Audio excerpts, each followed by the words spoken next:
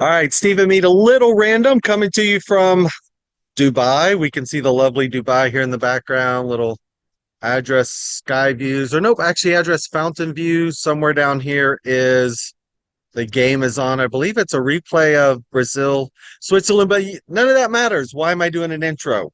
Normally I do a 30-minute podcast, amazing guests, great content. I hope you like it. This time I did it a little differently. Guy Kawasaki. Guy's just a legend, from Apple to writing books to garage.com, which is one of the top VC firms, to Canva, which is an amazing story.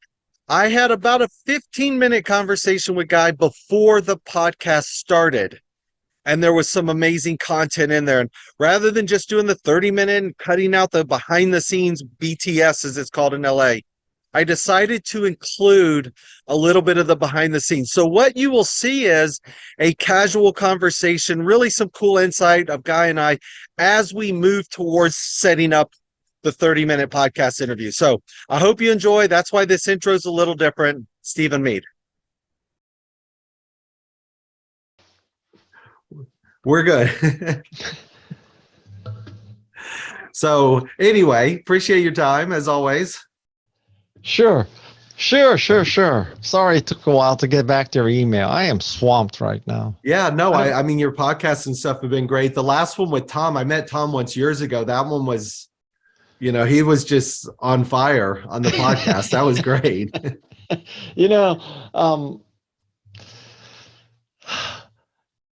I have figured out using a Venn diagram, because everything in life can be broken down to a Venn diagram, which is, if you drew one circle and you said, okay, so these people have access to people like Tom Peters, Jane Goodall, Neil deGrasse Tyson, Steve Wozniak, sure. Okay? And then this other circle, these people have the context and background to know what to ask. Yes. And then you draw one more circle, and that circle is these people have the balls to ask what they have to ask. Right. And if you drew those three circles, I'm in the middle. This is your Ikigai, right? This is your Ikigai. I call that concentric circles. They overlap. Yep. Yeah. No, your questions are great. All of life is finding something that you're good at, you like, and you can make money. Yeah. Well, and to your point, I mean, you've had so many books and I've read a couple. It's not only knowing the right questions to ask, which most people don't, but then it's having the balls to ask them. And then the last part, in my opinion, if it's a great guest and they actually answer the hard question. Yeah. But I view the burden is on the interviewer. So I don't know how we're going down into this deep hole about podcasting, but I listen to a lot of podcasts, and a lot of people do have access like I do, but not that many. But yes. I'm not unique in that sense. But then they ask the most dumbass, questions. Like, hey, take an extreme kind of an example. Like, they ask, so were you upset when your father killed your mother when you were 14 years old? Well, duh. Right. Or, how did you feel when your company went public and you were worth a billionaire? You were worth $1 billion. Right. Well, duh. I mean, that's really, shocked me. Anyway. All right. Well, so I promise. What are you going to ask me? Now you know not to ask me how I felt when my father killed my mother. No, I promise. And I don't know if the last time you and I met was random. So I met you first probably late 99. The last time I ran into you. 1899 or 1999? 99.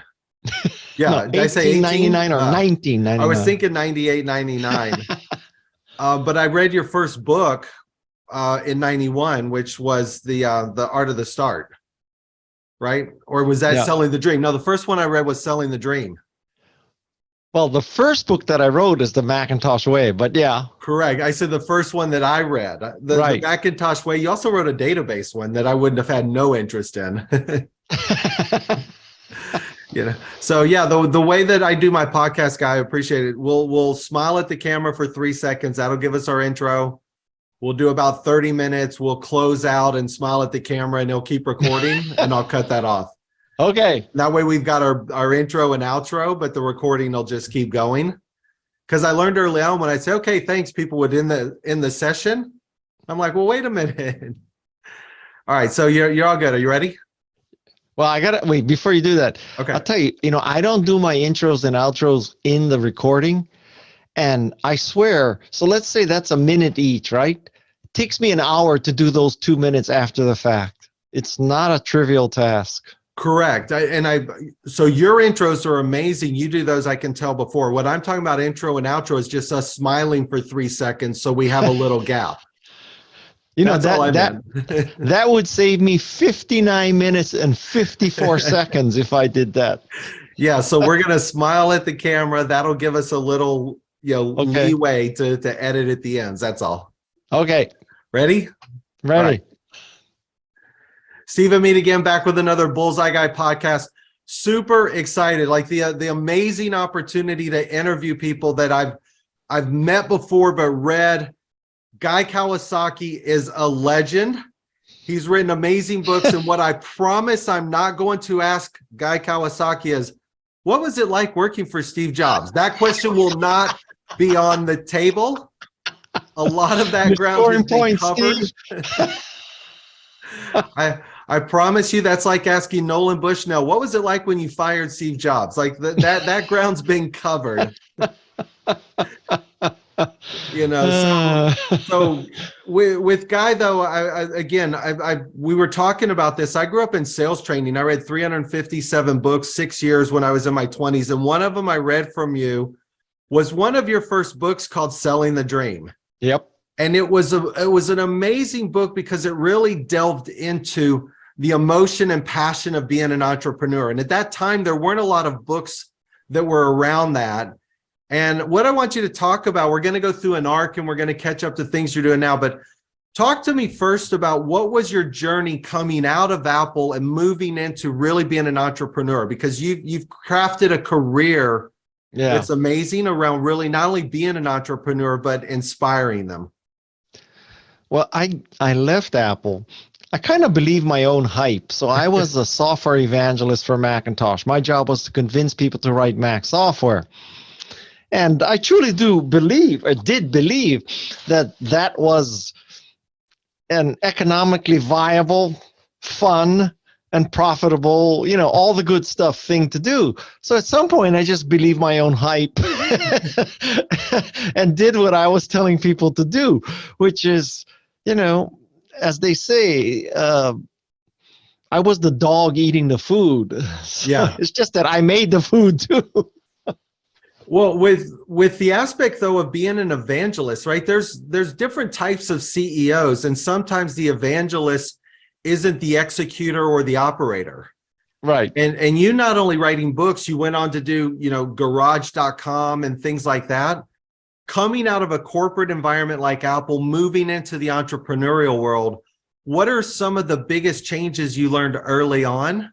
Well, being an entrepreneur versus being an executive. Well, first of all, going from Apple to entrepreneurship is not as dramatic as, say, going from IBM or Procter and Gamble. Apple was kind of the wild, wild west. It was just a big wild, wild west. Yeah. So it wasn't like at Apple we all wore ties and we all drove the same kind of car and et cetera, et cetera. We were all nutty back then. So it wasn't that big a change. But, one thing I learned is that the grass is not always greener. So, when you're inside of Apple and you look at an entrepreneur, you say, wow, he or she can make their own decisions quickly. They can, they don't have to check with Steve Jobs. Is the trash can icon good enough for you, Steve? They don't have to, do all these kinds of things. But then the other side is, man, when you work for Apple and you have infinite brand awareness and you have, a sales force and somebody already knows how to build a factory, and you have money in the bank. So it's just different. I wouldn't say it's better or worse. It's just different. And you just have to adapt from going from a situation where you had high brand awareness, a lot of money and resources, to you have no brand awareness and no resources. Besides that, it's a walk in the park. Yeah. And I mean, obviously on the brand awareness, you've done a great job with that. Whenever I get to talk to somebody, I Google, it's one of my little secrets, what's important to. And I Googled what's important to Guy Kawasaki, and I thought it might come up about hockey or family or some of the things that I know you're passionate about. Yeah. You want to take a guess on what came up? Surfing. Nothing personally, which we're going to talk about. I want to know some of the personal stuff. It says the most important business skills. So what came up of what's important to Guy Kawasaki is the ability to effectively communicate. Well, that shows you why Google is so successful. or it shows how well you've done at branding, because a lot of your career, even the books you've written, is about, communication and passion and things like that. So talk about that for a minute. As an entrepreneur, what is that skill set to communicate, and how is it valuable? Well, first of all, I'm still wrapping my mind around what you just told me that the search revealed. I don't know how it possibly would have fixed. I mean, I'm not saying that isn't important to me, but by every algorithm that I can think of, if you were to follow my social media and look what I post about and all that, right, I would not say that that's why I found it interesting. A lot of times you'll come up with nuggets from somebody about what they're passionate about or family. And I always look for those nuggets. And I thought it would be something hockey or surfing or Hawaii.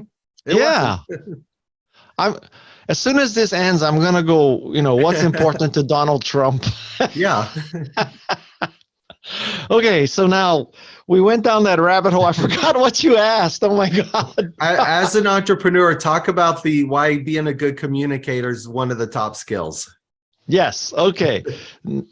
If you ask me twice, I can remember. So I think the key for an entrepreneur is to get people to believe in your dream as much as you believe in your dream.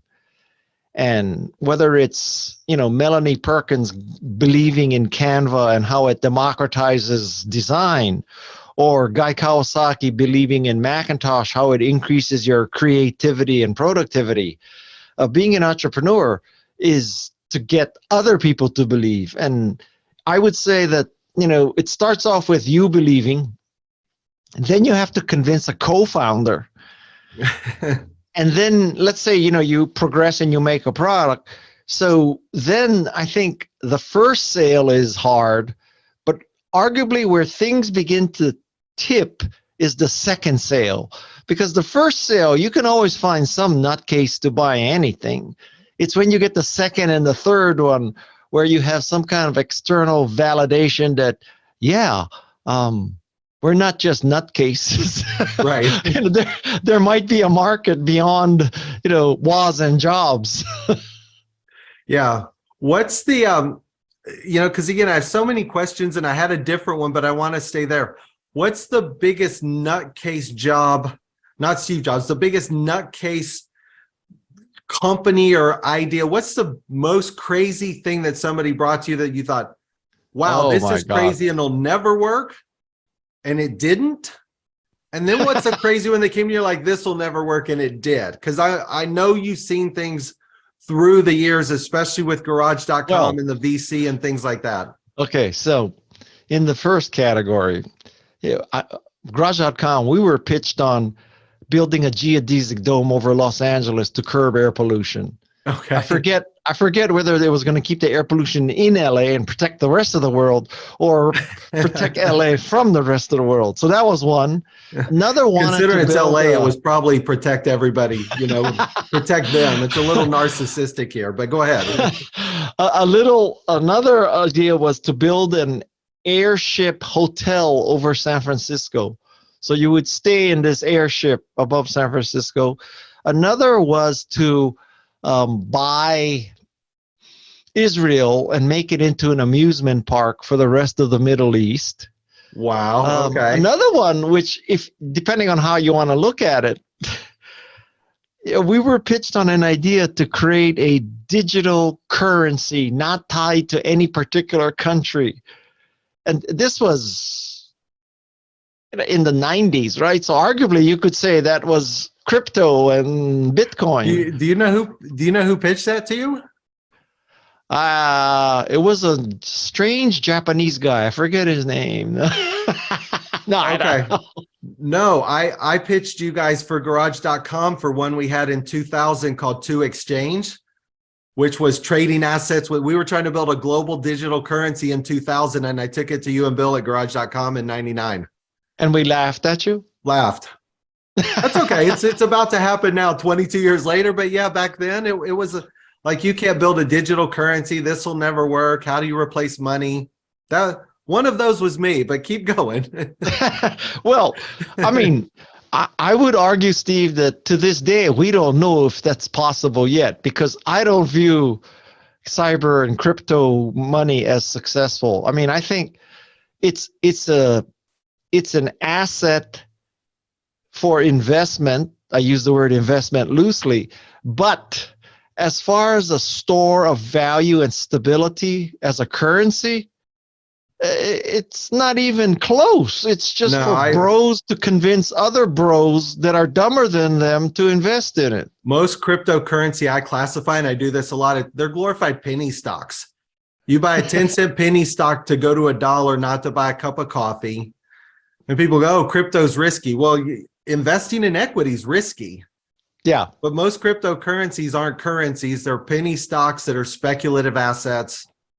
Bunch of different functions, but we can go down that rabbit hole. Yeah, well, I would rather own a bunch of tulips, but anyway. So the second category. Yeah, ones that were pitched that you thought were crazy and wouldn't work, but did. Oh, honestly, I know this happened.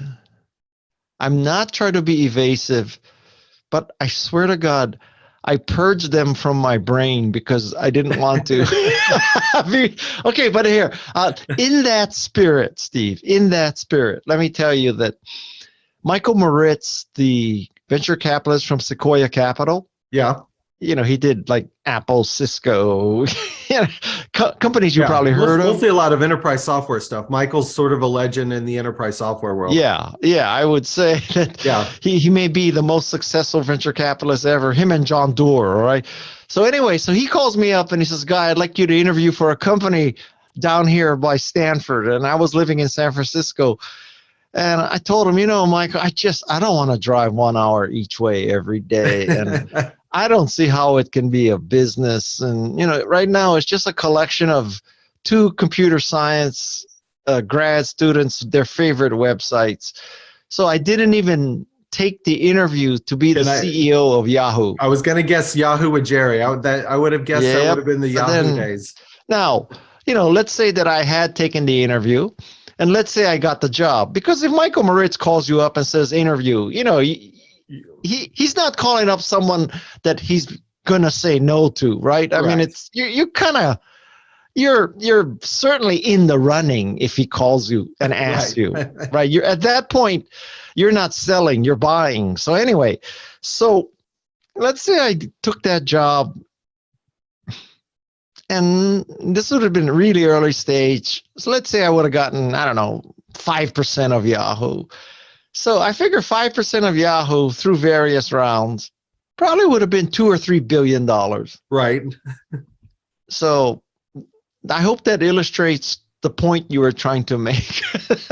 And was that the only one? Because I would think you would have seen Google early. You would have seen Salesforce early. You would have seen a lot of these. I didn't see Google early. Really? I didn't see Salesforce. I gave Mark Benioff his first job, and he didn't even come to me.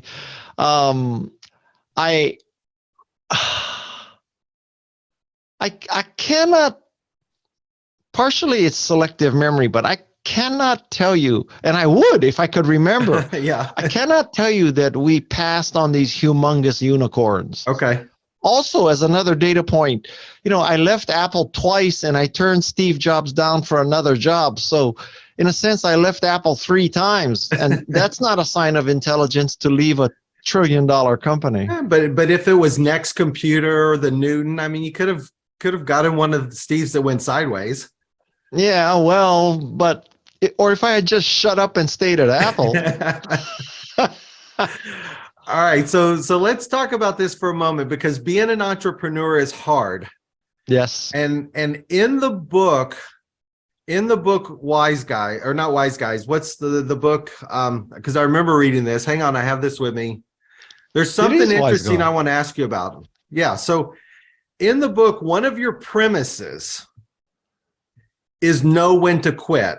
And before you answer that, I do a session on vision. Everybody always used to ask me your values. What's your values? I'm like, I don't understand. What's your values?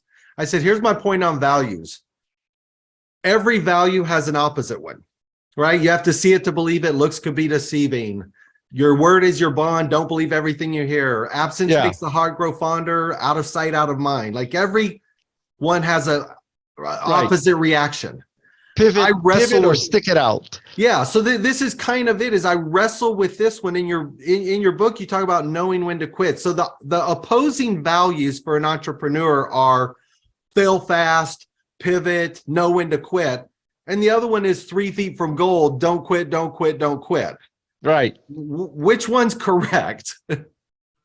Well, both. Therein lies the problem. How do you know that you're not crazy to keep trying something and quit? Okay. Or fail fast? This is where books, experts, thought leaders, visionaries, everything, they are not scientists, right? So we have not done a controlled experiment where you take 2 equal management teams in the same market with the same product, and you control for pivot versus not pivot or whatever, right? Okay. So all the books you read are the success stories. Well, except for Theranos. So all the books you read are about success stories, and some success stories are about fast pivot. We started as a consulting firm, we changed to a search engine, and now we're Google. So you read that and you say, okay, so we're going to start as something, but we're going to pivot. Then you read another story where, Fred Smith refused to give up on the Federal Express dream. Yeah. So then you conclude, you got to stick it out. Even though everybody says it can't work, it shouldn't work, no one will buy a Macintosh, no one will go into a store that only sells one brand of computers. No one will get a device just to carry music. And yet I just describe Apple. So what I'm trying to do is not confuse your listeners, but I'm trying to tell you that the only way you know this is after the fact. And if anybody tells you anything else, they're full of shit. Yeah. There is no way to know. Interesting. Yeah. And Bill Gross, a friend of mine, I think you know him as well from Idea Lab, talks about the most interesting part of an entrepreneur's journey is not success or luck or management or pivot. A lot of it is timing. Yes. Right. And I use the example I use the example of Newton, where Steve Jobs was brilliant, said, let's learn everybody's handwriting. And Casey Cowell came out with US Robotics and said, screw this, let's make everybody learn graffiti. Yeah. And so this concept around building technology and things from your entrepreneurial journey and what you've seen, what's the most challenging one you've come across that you said, I believe this is going to work, I'm all in? And what's one that you went all in on that surprised you and it didn't work? Well, I mean, I can answer both these questions by just tracing my life. So I started my career in tech anyway. Really, no, I started at a small software company, but that was only 6 months. So just take that off the table. So I really started my career at Apple, right? And, if you're completely objective, Apple became this great company, obviously, but Macintosh has never been the dominant 90% market share computer, right? So there's that. So I started with Apple, and that was in 1984. About 8 years ago, I started at Canva. So that's 2014. So from 1984 to 2014, I struck out a lot. I popped up a lot. I hit fall balls. I hit a few singles. Yeah. Now, when people ask me, what have you done? I say Macintosh and Canva. And saying either of those two things is pretty great, but being able to say both is fantastic. Sure. Having said that, if you count the investments I made and the deals I led for Garage, I am probably 2 for 30. Like Shaquille O'Neal has a better free shot percentage than I have in entrepreneurship. So 2 for 30, if you were a goalie and you saved 2 out of 30, if you're a basketball player and you made 2 out of 30 3-pointers, if you're a baseball player and you hit 2 out of 30, you suck. Right. But if it's Canva and Apple, holy shit, you're great. You're a visionary. You get invited to be on podcasts. Right. Wow. So I'm trying to impart to you the reality that I don't think it's a science. And, in Silicon Valley, the way it works is we throw a lot of shit up against the wall and some of it sticks. So, Canva stuck. Canva not only stuck to the wall, it became the wall. And so, I go up to the wall and I say, yeah, I knew Canva would succeed.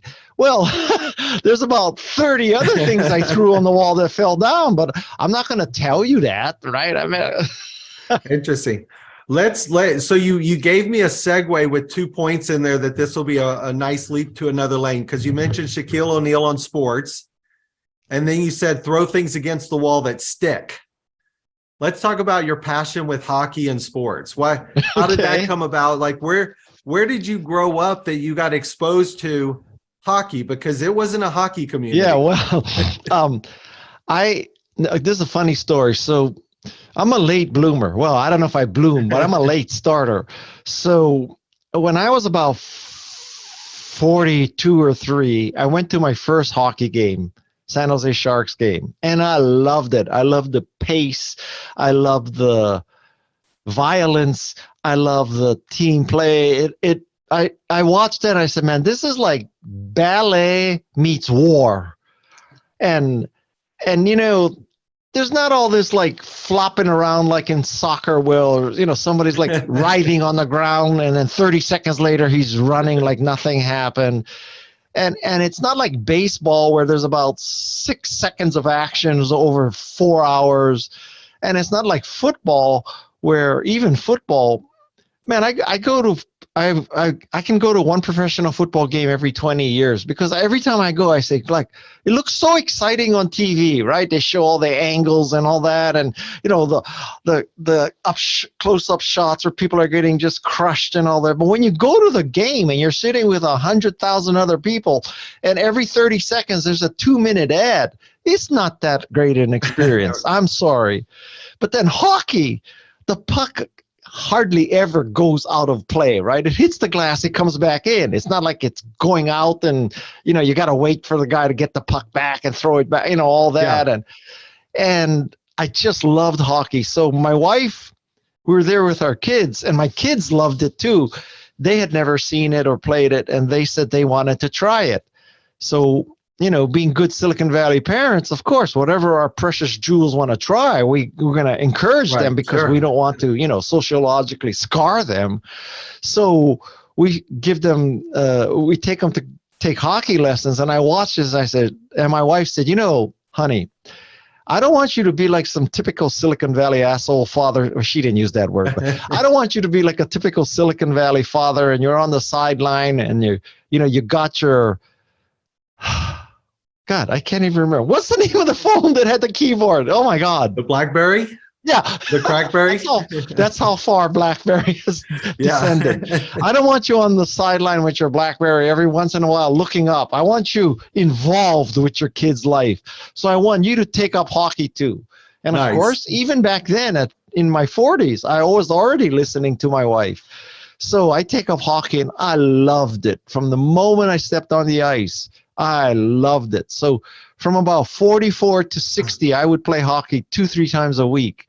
And then at 60, I discovered surfing because, again, my kids discovered surfing when we were in Hawaii on vacation. And surfing was not nearly as easy or as magical. It was more of a challenge for me. And I think surfing is harder than hockey. And so, but once I got convinced and I started to catch waves, I love surfing. So I gave up hockey for surfing. We moved close to the ocean. I surf every day. Yeah. And the reason why we're having this interview now is because when Madison, who does all the management of stuff for me, she schedules stuff like this at high tide, because where I live, surfing is best at low tide. So the algorithm for when you are on a guy's calendar is according to the tidal charts, not nice. What other appointments I have, not, what interviews are happening, it's high tide, guy's available. Low tide, he's not. Nice. Well, hockey to me was always interesting because it's one of the few sports when you're there in person, the sounds, you can't recreate the sounds on television of the puck and the skates and the guys tapping the stick to get your attention. and I've tried to surf. I'm not very good at it, but my analogy is hockey is more like being an entrepreneur where you're trying to look at angles and skate and figure out where the puck's going. Surfing's more like trying to be a VC where you're trying to figure out the next wave and catch the best one. Oh man, you're hurting me, man. You are so wrong. You are so wrong. Well, that must be why I'm not good at either one, because I can't surf. I will explain all of entrepreneurship in surfing metaphors. Okay, please, I'm ready. Okay. This is why we do these things. So first of all, unless you want to talk about working at Apple, and we could go back there. That's history. Who cares? So with surfing, here's some key concepts. With surfing, at some point you got to turn and go. That's just like entrepreneurship. You can't be like sitting there reading Wired and Fast Company and Verge and all that and reading about mega trends and all that shit. At some point you got to turn and paddle, and you either catch it or you don't. So you got to ship. You got to get off your ass and do it. That's number one. Number two is like recognizing the wave. And there's so many variables in a wave. It's the size of the wave, the direction, how many other people are on the wave, which way is the wave breaking, what are your capabilities relative, this kind of wave needs this kind of talent, this kind of wave needs this kind of talent. Do you have the talent that matches the opportunity? And so figuring out which wave to catch is just like figuring out, well, what market do I go for? And in another analogy in surfing is that there are a lot of idiots out there. And there are a lot of idiot entrepreneurs out there. And they're taking up space. Yeah. And, they may have better looking wetsuits, better looking boards, but they don't know shit. And so that's another thing. So I can, another analogy with surfing is, a lot of it is practice on dry land, conditioning, popping up, all that, right? Yeah. Which is just like entrepreneurship. You practice your pitch and all that. But at the end of the day, you got to get in the water. And that's the same thing with entrepreneurship. I like it. And that comes from somebody who knows how to surf versus somebody who doesn't. On the outside looking in, it looks as simple as how do I pick the next wave? I would not say I know how to surf. I may know more than you, but that's the limit of my ability there. All right. Well, then speaking of the next wave, what are some of the things coming up that you're excited about? And I'm going to leave that as a very oblique, open-ended question rather than saying, what about this? Honestly, this, or this?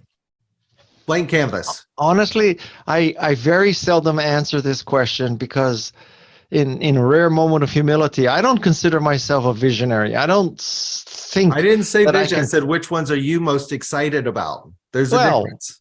The ones I'm most excited about, the one I have the most equity in. Well, but I mean, outside of Canva, are there things coming up that are there trends? Are there technologies? Are there platforms? But you know what? Honestly, I'm 68 years old, right? So I'm 2/3 of my life is gone. And I just want to podcast, surf, and enjoy my family. Nice. Okay, perfect. So, if I met an entrepreneur tomorrow, let's say, and and they really had like the next Google or the next Apple. And let's just say, for the sake of discussion, that was really determinable, even though it isn't. But let's just say, okay, honestly, I might help them. I might invest in them as an angel investor, but would I dedicate my life to it? No, because at this point at 68, let's say I dedicate my life to it. It takes 10 years. So now I'm 78 and I have $1 bazillion and I have 2 years left to live.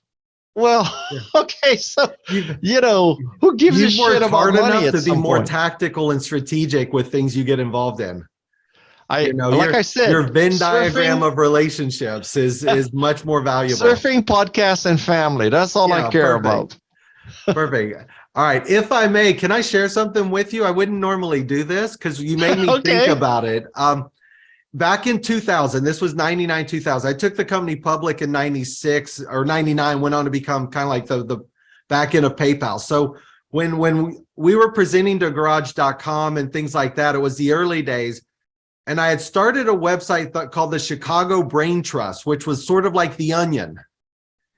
And I had guys do a graphic. I'm going to share this graphic with you. I wouldn't normally do this. This was designed. Now, nobody knew this was me, but this was called the last presentation. And this was my imagination of what Steve Jobs would have been going through when he presented Apple. Man, because I'm presenting things. I was presenting things and you'd get these most archaic arguments from the VCs. And I'm like, this had to be. So when Steve Jobs was presenting to the Chicago VCs, it said, hey, what's with the Apple? What's with the mouse? Aren't you a little young to run the company? Before you tell me about that, tell me your valuation. Are you a startup? We don't fund startups. Who's your client base and who's going to use this thing? Come back when you have customers. He's saying, I only need 3 million to make these. Come back when you have a revenue. It's all my money's in Texas Instruments. Yeah, sure. The next thing you'll be telling me is you can put one of these in every home. Ha, ha, ha. Don't we have enough TVs already? Better yet, why don't you tell us eventually these things will be the size of notebooks or you can fit them in your palm. Ha, ha. And what about your competition? I heard Tandy, Commodore, and Atari are already in your space. Okay, Steve, may I tell you something? And I tell you this, I'm a no bullshit kind of guy. Yeah. Okay. I have a negative amount of bullshit tolerance, not even zero. I'm in the negatives. Okay. Nice. This cartoon is freaking brilliant. Thank you. That was 2000. You can see down there. I did it in July 2000. Oh my God, you were a man ahead of your time. This is so true. Yeah, so I just wanted to share because other than you, I haven't shown it to Waz. I should show it to Steve and Ken. Hardesty, maybe they'll get a kick out of it. But this was it. I heard your competitions, Tandy, Commodore, Atari, put those in the palm of your hand. Like this had to have been the early days of visionary entrepreneurs. This is the VCs. So where did this appear? Oh, back in Chicago, I started a site called the Chicago Brain Trust. Oh, at the site. I see. It was a website, and I had funny ones. I'll share them with you. I had one called The True Life of an Entrepreneur. Yeah. It has a guy sitting there, and he's answering the phone. He says, hang on while I transfer you to that department. And behind him on the wall are all the hats, accounts payable, receipt, because the entrepreneur wears all the hats. Also true. Also, Steve, you. Anyway, I'll send this one to you, and you can have it for posterity. But I've been fighting the fight for a long time, guy, and you're a huge champion not only for me but for entrepreneurs around the world, hockey players, and maybe the surfers as well. Okay, that just made my day. That cartoon and the description of the other, that's freaking brilliant. Oh my God. And so if you're an entrepreneur and you're listening to this and you're thinking, okay, so that's really funny, but what's the action item? I mean, well, what do I take from that as a value besides the humor? And I would say that your job as CEO is to get someone to believe in something as much as you do. I'm being repetitious now, right? And so when you hear those kind of questions, I think the natural reaction from many people is to try to bludgeon them into submission. I'm going to prove to you why it could be in your palm. Or I could prove to you why, nobody else can do this. I'm going to prove to you why Tandy can't do it, but I can.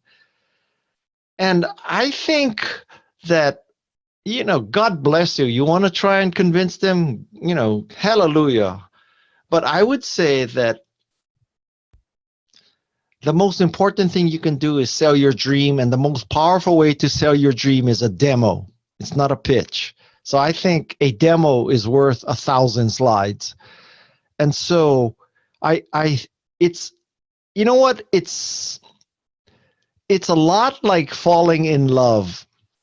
And I'm going to use a heterosexual example, even though it could be gay. So you could, I'm not saying, I got to be correct here. I'm going to use a heterosexual example, but it is not gender related. We can be politically direct and everybody can put their pants on. So, let's say you meet somebody and you fall in love. Or let's say you meet somebody and you don't fall in love.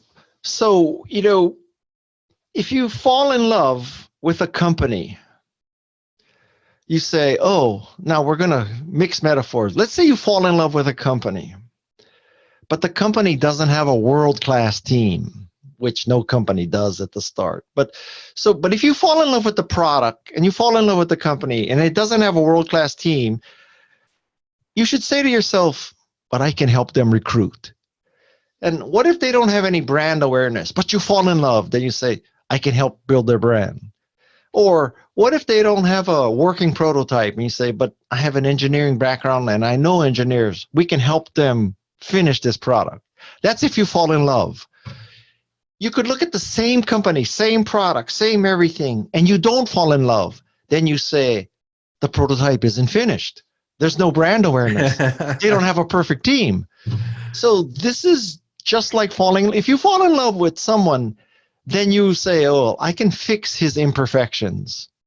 Might be delusional, but if you don't fall in love with the person, then you say, he's an asshole. Right? I mean, so this is all about getting people to fall in love. And no company out there pitching for money is perfect. No one, not one. And so you just have to turn over enough. We're going to use a lot of metaphors here. You just have to dig so many holes until you find a hole where someone loves what you do. Yeah. And, if you go on forever, like Melanie, who got funding for Canva, she pitched Canva 300 times before she got funded. Sure.